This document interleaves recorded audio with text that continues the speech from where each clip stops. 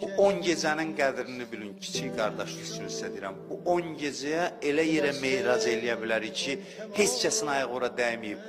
10 gecə bu məclislərdə çox önəmlidir. Evdən də bəzi adamlar deyib, gələ bilmirik, baxırlar. Mənə biraz, yəni söhbət təkcə bu məclisdən getmir. 10 gecə Məhərrəmin İmam Hüseyn məclisi adamın əlindən tutub çox böyük yerlərə apara bilər. Bu sözümə qiyamətdə şahid duracam. Bax, burada indi deyirəm, qiyamətdə görüşərik. Bu 10 gecə çox mühümdür həyatda. Yeri var adam bütün işlərini təxirə salsın, buna vaxt ayırsın. Bu elə-belə bir şey deyil. Bu çox mühümdür. Hər gecə bir irfan mərhələsidir. İmam əlimizdən tutub aparır. 10 gecəyə adam deyirəm də, gedər Allaha ən yaxın nöqtəyə gedər çatar. Buna mən cavab deyəm nə mənada, istinadım Qurana və hədislərədir. Hətta Quranda deyilir bu 10 gecəyə Allah and içir. Və ləyalin əşr.